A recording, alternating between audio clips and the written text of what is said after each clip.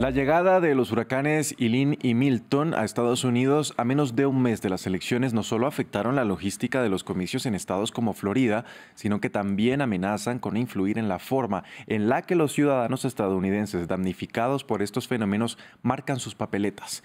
Esto mientras el electorado observa a personajes como la vicepresidenta Kamala Harris y al gobernador de Florida, Ron DeSantis, intercambiar acusaciones sobre la respuesta a la crisis y señalándose mutuamente de querer politizar las tormentas.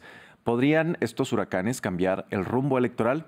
Para responder este y otros interrogantes invitamos hoy a María Puerta Riera. Ella es profesora de Ciencia Política en Valencia College en Orlando, Florida, y quien imparte clases de gobierno de Estados Unidos, gobierno estatal y local y política internacional. María, bienvenida a Directo América.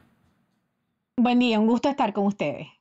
María, de entrada, ¿qué tanto podrían Milton e Helene afectar positiva o negativamente la percepción pública sobre las respuestas de las autoridades a la crisis? Bueno, en el caso de Florida, primero la incidencia desde el punto de vista electoral no la vamos a ver hasta tanto no tengamos claro, por ejemplo, que haya acceso a los centros de votación. Hasta ahora aquí en el centro de la Florida tenemos zonas que no tienen electricidad. Eso también compromete el acceso a otros servicios públicos como el agua.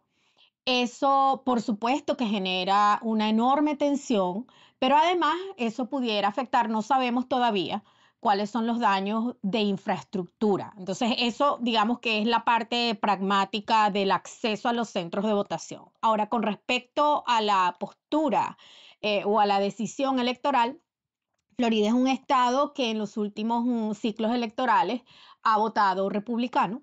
Entonces eso simplemente pues no tendría un impacto o una incidencia como para mover la elección en el sentido contrario.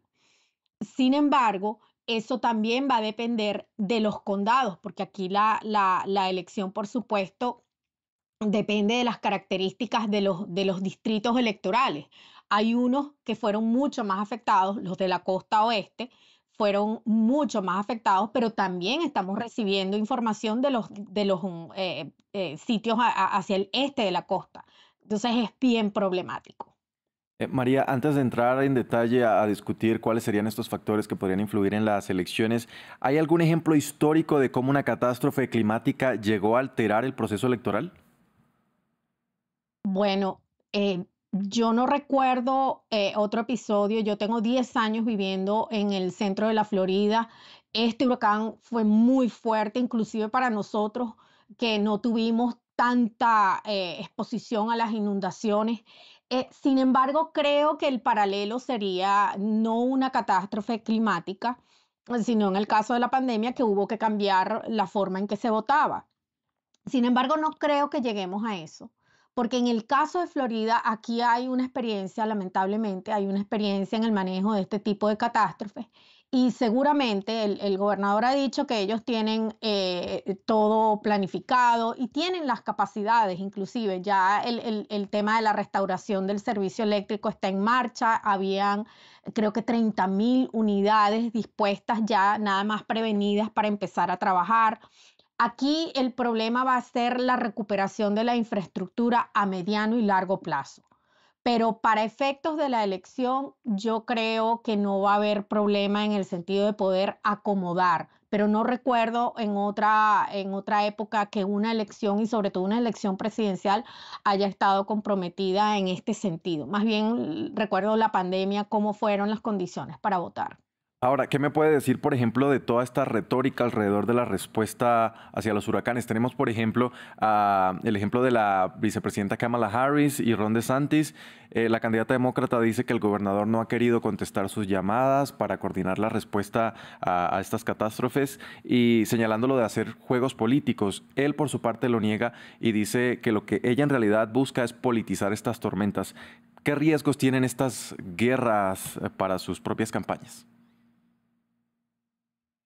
DeSantis no es la primera vez que hace algo parecido. En el último huracán el año pasado, creo, o no sé si fue en este, lamentablemente eso es cotidiano en el estado, pero él no quiso reunirse con el presidente Biden cuando vino. cosa que había hecho en una anterior oportunidad. Pero creo que eso era porque estaba en medio de la primaria, algo así. Entonces, si alguien está politizando esto, pues creo que en su caso también está dentro de esa crítica, le vale la crítica. Sin embargo, también aclaro que el gobernador de la Florida ha conversado con el presidente Biden y ha dicho que el presidente ha estado a la orden, les ha ofrecido ayuda. Me parece que el problema está en que justamente están atrapados en el tema de la campaña electoral y en el caso del gobernador, él no está pensando en el bienestar, en satisfacer las demandas de la gente cuando hace ese tipo de comentarios. Eso es problemático, eso no ayuda a la recuperación de la gente. La gente lo que necesita es tranquilidad y tener información.